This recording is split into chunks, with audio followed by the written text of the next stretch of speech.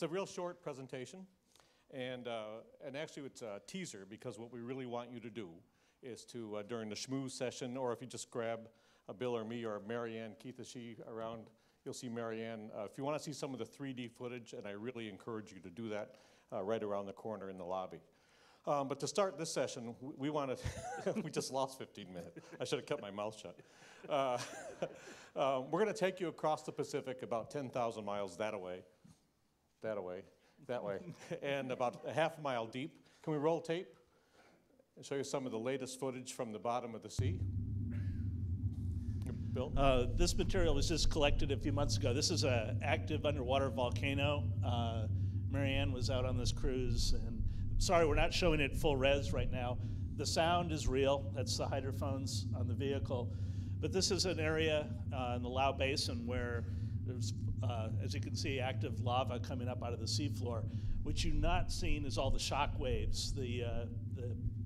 This eruption produces a lot of high frequency and low frequency shock waves that hit the vehicle, shake the cameras, affect quite a few things. But no one's ever seen this before. We knew that deep sea eruptions were occurring, and really until 3 cruises in 2009 was the first time we've ever even documented this. You can just roll right into that next segment, please. And that's one of the unique things about what we get to do at Woods Hole, is we get to go out and document things, find things that we sometimes think are there, and sometimes we're very surprised as to what we're seeing.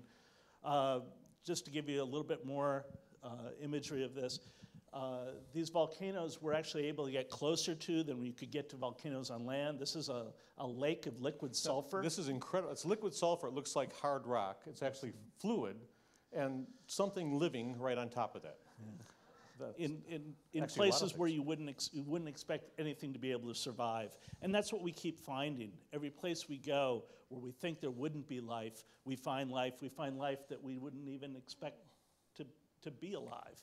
I think one of the beauty is that these things come out of, the eyes in the deep sea when we're 2 miles, 3 miles deep, and even recently even deeper than that. It's Bill's cameras and Marianne's work recently that allows humanity to have eyes in the deep. Otherwise, this is shared by a few people in a submarine and no one else gets to see it. But now with these cameras, there we are. And that's why I think when you see the 3D stuff, it's jaw-dropping. It's really amazing stuff. And a lot of these organisms are organisms that are providing drugs for cancer and other diseases, mainly because they're so rich in new biota, new types of life.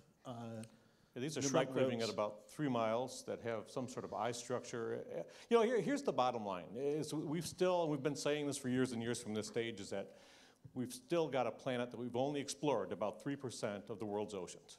And every time we go there, either we've been incredibly lucky and found something incredibly exciting, or that ocean is full of surprises like this, some of them revolutionary. Some of them revolutionize the way we think about life on Earth.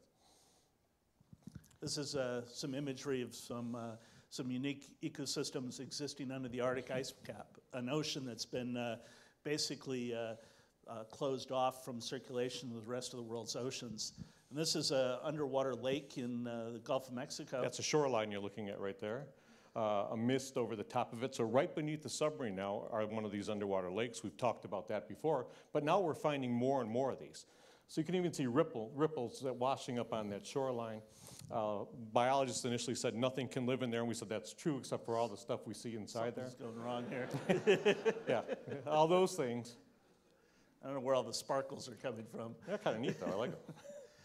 But there's also these huge areas in the world's oceans that we really don't spend much time in, and that's this whole midwater realm, the part of the ocean from just below the surface all the way down below. And again, all these sparkles aren't supposed to be there. Those are, though. Those are the red sparkles. Yeah, so even in the midwater, at the bottom in the midwater, put Bill's cameras in there, stop and look, and mystical things happen. These things blow me away. I don't know what in the world. What are those things? Those are urchins and crinoids. And this was the first time in 2009, just about a year ago, was the first time that any work had been done in the Southern Ocean below like 1,000 feet. And you know, we're also working in the shallow water too. I mean, don't think that we just work in the deep, looking at coral structures, the effects of ocean acidification on corals and other animals. We do health assessments and behavioral surveys of marine mammals.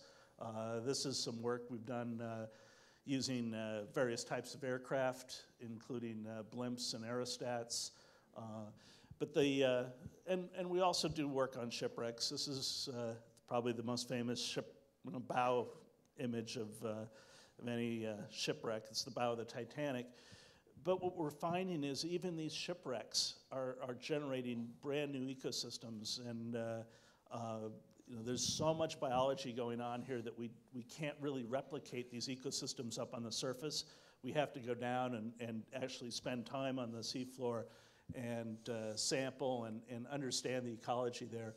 There's a shipwreck that we're going to be working on next year that we're finding what looks like microbes producing crystals, and we have no idea what's going on there.